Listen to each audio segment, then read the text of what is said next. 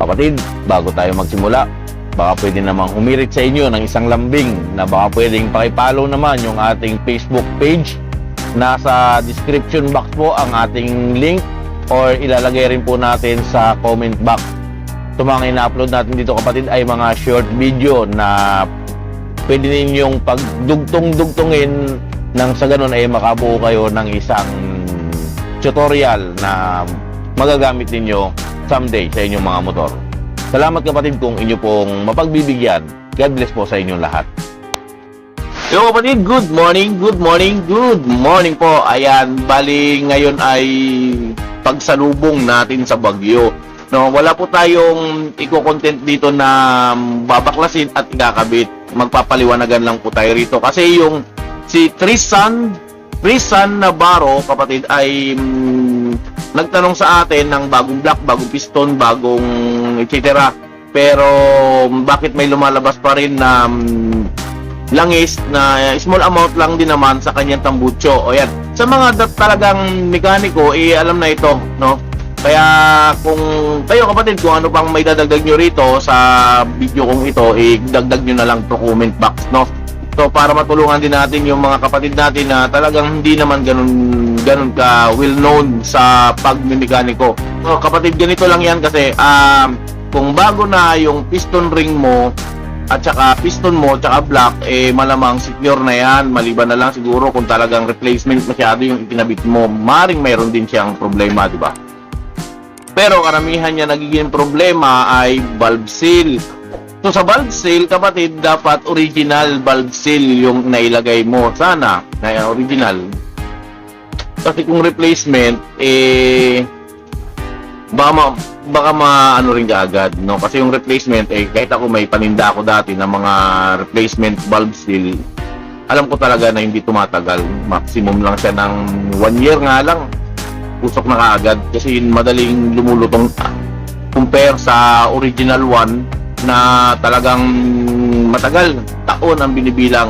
Okay, para mas klaro sa lahat kapatid ha, kasi yung langis natin nagsisimula yan sa loob ng engine, tama, di ba? Nasa transmission yan. Pag gumandar ka, magkakaroon ng pressure yung makina, na magkakaroon ng moist yung gilid ng ating cylinder wall. Yan, magkakaroon ng langis yan.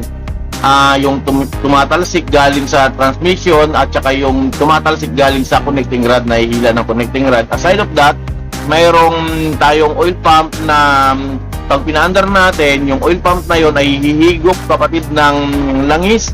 Ipapump niya yon papuntang cylinder head, dadaan sa mga oil gallery natin, sa passage, if ever na passage man yung gamit niyo, like something Barako, Yuri, basta yung may mga tubo sa labas. So from pump, dadaan sa gallery, pupunta sa ating oil passage, tapos i-splash niya doon sa cylinder head, sa cam, sa rocker arm, sa cam lobe, sa push rod, sa cam chain, kung ano man yung klase ng makina ninyo. So ganun yon. Pero dito muna tayo sa block. Kapag nagba-back and forth, nagta-travel back and forth ang inyong piston, ganyan, tumatravel back and forth, yung connecting rod ay nagpi-play din 360 degrees yung crankshaft.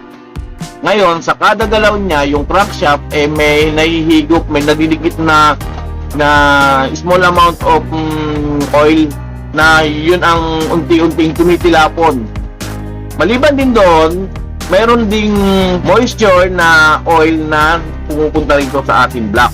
Kaya tayo may piston ring para yung piston ring kapatid ang magsilyo sa piston at cylinder wall natin. Kapag naisilyo niya ng maganda yon, hindi lalabas dito ang ating engine oil. Yan.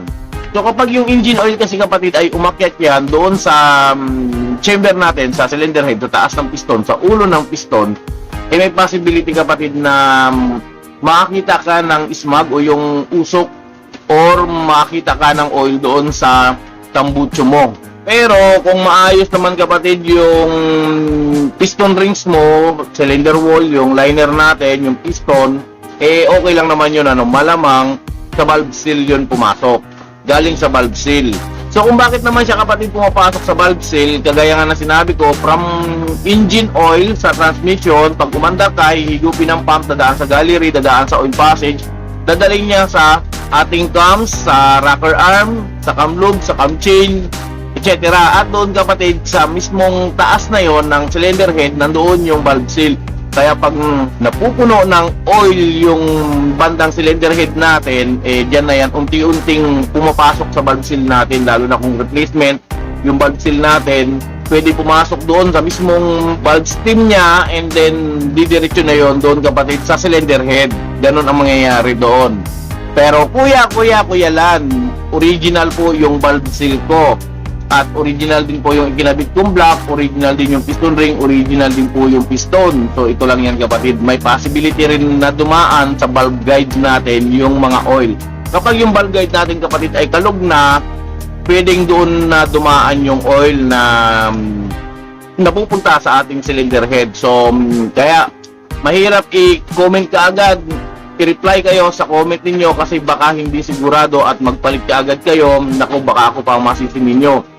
Ang unang-unang possible na problema nga kapag nagbabasa ng langis yung tambutso ninyo, unang-una syempre piston ring, valve seal. Yun lang naman talaga yan. Kahit medyo maluag na yung piston nyo, pero yung piston ring nyo ay medyo masikip pa, hindi yan kapatid magbabasa sa tambutso mo. Pero kahit gaanong sikip ng piston mo, kapag luwag na yung inyong piston ring, kapatid, asahan mo uusok na yan at saka magkakaroon na talaga yan ng makikita yung langis sa tambutso. So kung yung valve seal mo ay original, check mo na lang yung valve guide, baka yun ang problema. Baka kalog na yung valve guide, so dapat na ipacheck mo rin yan. At last but not the least kapatid, ito bihirang nangyayari pero nangyayari. Baka isa ka sa sinwerte na ikaw ang tinamaan. Yung cylinder head gasket kapatid, kapag yan ay medyo talagang hindi na maganda, may possibility na yung oil natin from gallery to oil passage papuntang ulo, kapag dumaan doon sa may gilid ng cylinder head, maaring pumapasok din yan dyan. Kapag yung gasket mo ay nilagyan lang ng mga gasket maker na hindi magaganda, yung mga tumitigas kagaya ng actually ako hindi talaga ako fanatic ng gasket maker na 3 band. Hindi ako gumagamit niyan gasket all talaga yung ginagamit ko kasi rubber talaga, naging rubber. At saka kahit mag zero gasket ka, okay naman talaga yon, no? So pwede nyo i-check yan kapatid, nasa description box or nasa comment box yung link natin yan. Pwede nyo i-check yan doon, at saka yung mga review, ang daming magandang review. So yung cylinder head gasket ay isa sa pwedeng dahilan, no? Kaya kapag nagpalit ka ng uusok yung motor mo, halimbawa ipapayos mo piston ring, block, and dapat sini-check yan, gaskets, valve guide, valve stem, at saka valve seal. So pag na-check mo yan lahat at maayos yan lahat, asahan mo kapatid na walang problema yung output ng motor mo kapag natapos ayusin. Pero kapag tinipid mo rin yan, talagang medyo magkakaproblema ka, didoble ang gastos mo niyan. Okay?